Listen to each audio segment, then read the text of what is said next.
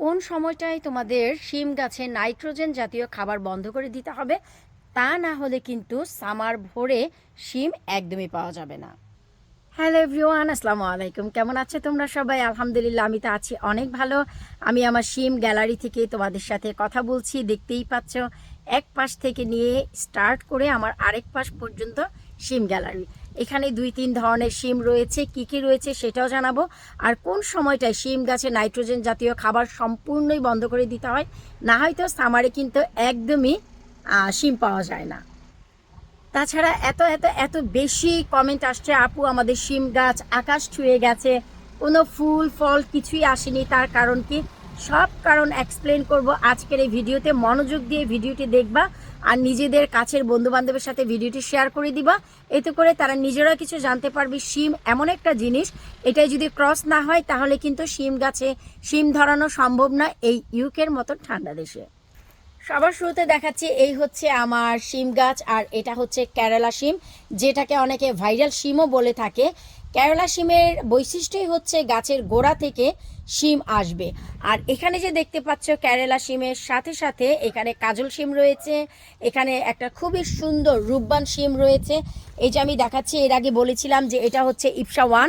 আসলে ইপসা ওয়ানটা যে আমি মেন গার্ডেনে দিয়েছিলাম সেটা আমি দেখিনি। এখানে হচ্ছে রূপবান সিমটা দিয়েছি। ইপসা ওয়ানে হচ্ছে সাইডে একটি কালো বর্ডার আসবে, আর রূপবান সিমে কোনো বর্ডার আসবে না, এটা পুরোই ঘিয়া সিমের মতন সবুজ থাকবে। ইপসা ওয়ান, ইপসা টু আমার মেন বাগানে দিয়েছিলাম। আমি যে পট ধরেই চেঞ্জ করেছিলাম সেটা আমার মাথায় ছিল না, শিম আসার পর আসলে এটা মাথায় এসেছে। আলহামদুলিল্লাহ, এই যে দেখতেই পাচ্ছ শিম গ্যালারির শিমের বাহার। এই যে দেখো শিমের বাহার, শুকর আলহামদুলিল্লাহ। এগুলো হচ্ছে খাবো কম, বীজ বানাবো বেশি, কারণ এগুলো সব ক্রস বীজ, আর এই বীজ থেকে খুবই দ্রুত শিম পাওয়া যায়, এটাই হচ্ছে একটা কথা। এই কেরালা শিমটা তোমরা দেখেছিলা যে আমি মে মাসের 4 তারিখে, ইয়েস ইট ইজ ট্রু, 4 তারিখে দিয়েছিলাম। কারণ এই বছর মে মাসের 14 তারিখে, মে মাসের 14 তারিখে আমার হাতে সার্জারি হয়েছিল। এটা হবে বিধায় আমি জানতাম ডেট, তাই আমি 4 তারিখে দিয়ে দিয়েছিলাম, দিয়ে একটি প্লাস্টিক দিয়ে ঢেকে রেখেছিলাম। আর 4 তারিখের পর আমাদের ইউকেতে 5 দিনের জন্য একটি সাইক্লোন, ঘূর্ণিঝড়, বাতাস, অনেক জঘন্য ওয়েদার গিয়েছিল। উড়িয়ে টুড়িয়ে মানুষের কনজারভেটরি উড়িয়ে নিয়ে গিয়েছিল, ছোট ছোট পলি টানেলও উড়িয়ে নিয়ে গিয়েছিল। কনজারভেটরি, ফিটেড কনজারভেটরির কথা বলছি না, যেগুলো আমরা গ্রিন হাউস বানাই বা পলি টানেল বানাই, সেগুলো উড়িয়ে নিয়ে গিয়েছিল। এমন অনেক ঘটনা আমার লাভলি ভিউয়ার্সের সাথে ঘটেছে, যেটা আমি নিজেও জানি। তো তখন আমি প্লাস্টিক দিয়ে ঢেকে রেখেছিলাম। তারপর দেখলাম ঠান্ডায় স্টপ হয়ে গিয়েছিল। এরপর এই গাছটাকে আমি স্টিমুলেট করি সুগার দিয়ে। জি হ্যাঁ, তোমরা ঠিকই শুনেছ, চিনি দিয়ে আমি একটা সার বানাই, যে সার ব্যবহার করলে গাছে স্টিমুলেট হয়। আর এই যে দেখো কি পরিমাণ, কত সুন্দর বড় বড় সবুজ সবুজ পাতা। আর কোন সময় তোমরা নাইট্রোজেন জাতীয় খাবার বন্ধ করবা?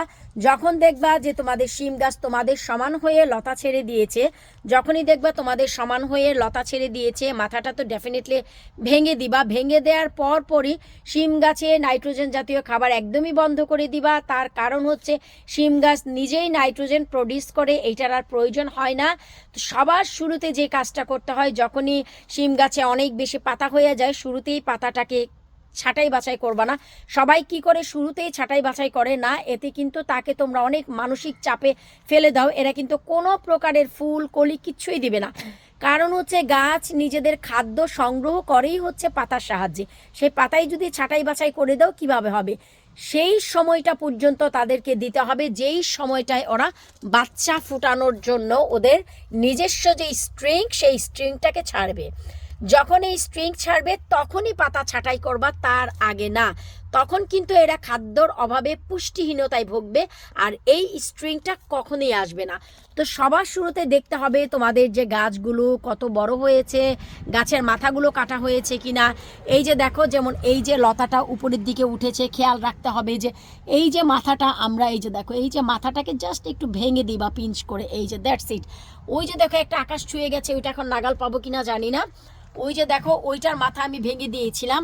আর এই যে দেখো এইটা তো নাগাল পাচ্ছি। এই যে আসো মিয়া ভাই, তোমাকে একটু ছাঁটাই বাছাই করে দিচ্ছি, এই যে ক্যামেরার মধ্যেই আসো। এই যে একটু জাস্ট ছাঁটাই করে দিচ্ছি। ওইটাকে তো দেয়া হয়েছে, দেখো ওইটাকেও দেয়া হয়েছে, এটাকেও দেয়া হয়েছে, এইটা ওইগুলোকে দেয়া হয়নি। আর ওইগুলো তো আলহামদুলিল্লাহ আলহামদুলিল্লাহ দেখতেই পাচ্ছ কোন দুনিয়াতে চলে গিয়েছে। সেখান থেকে ওদেরকে টেনে তোলা আমার পক্ষে পসিবল না রে ভাইয়ারা। এনিওয়েজ মজা করছি। তো তোমরা ডেফিনেটলি স্টপ করে দিবা যখনই এইরকম স্ট্রিং ছাড়বে। নাইট্রোজেন জাতীয় খাবার বন্ধ করে দিয়ে স্পেশাল একটি খাবার দিতে হবে, যেটাকে আমি এবছর নাম দিয়েছি হচ্ছে ভ্যাকসিন ফার্টিলাইজার।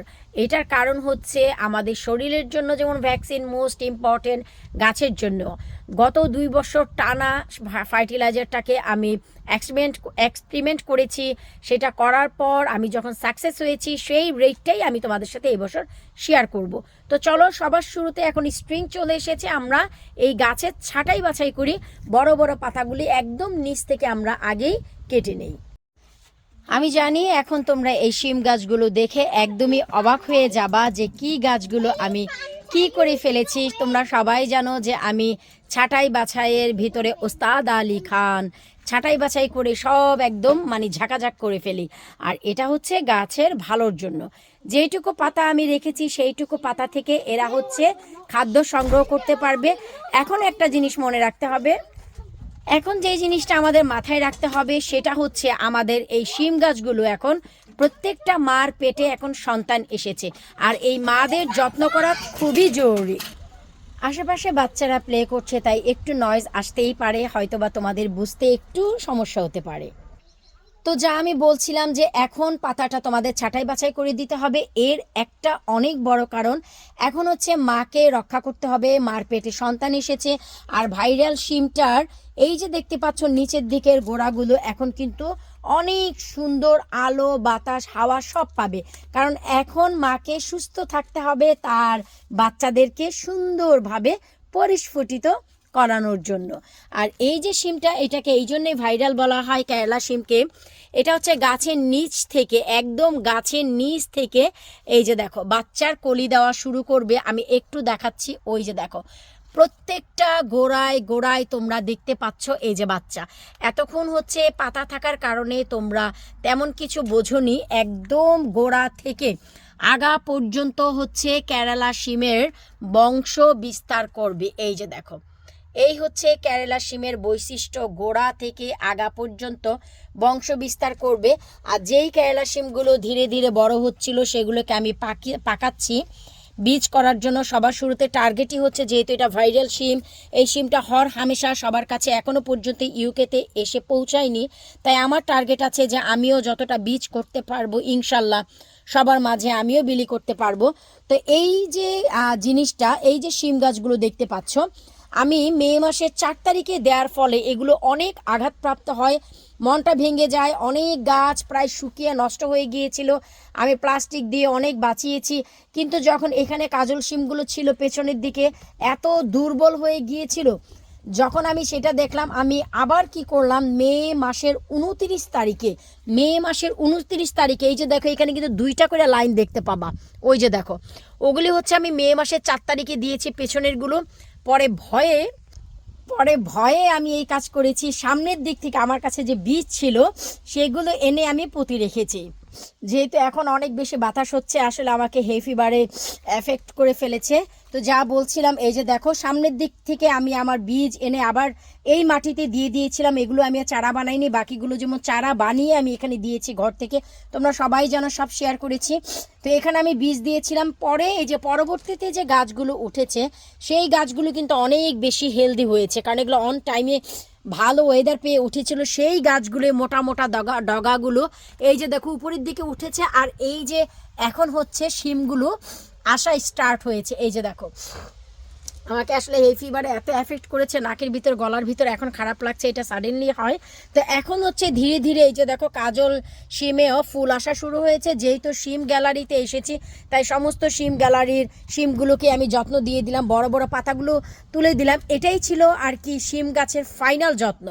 এরপর তোমাদের যা করতে হবে, নাইট্রোজেন জাতীয় সমস্ত খাবার স্টপ করে দিতে হবে, আর পটাশ জাতীয় সব খাবার এখন অ্যাড করতে হবে মাকে সুস্থ রাখার জন্য, বাচ্চাগুলোকে টিকিয়ে রাখার জন্য, এরা যেন ঝরে পড়ে না যায়, সুন্দর একটা সাইজ ধারণ করে, যেন সুন্দরভাবে হতে পারে, তাই তোমাদেরকে এখন পটাশ জাতীয় খাবার দিতে হবে।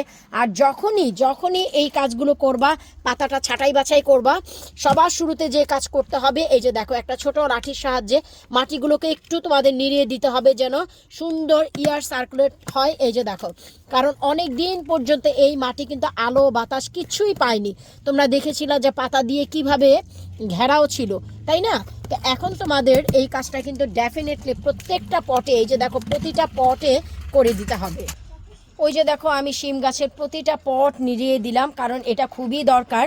এই যে আর বড় বড় যে পাতাগুলো ছিল সব ছাঁটাই বাছাই করেছি। এই যে দেখো আমার এই শিম গাছটারও আমি বড় বড় পাতাগুলো ছাঁটাই বাছাই করেছি। আর কি পরিমাণ দেখো আবার নতুন করে শিম আসা শুরু হয়েছে, আনবিলিভেবল, মানে আমি বলেও বুঝাতে পারবো না।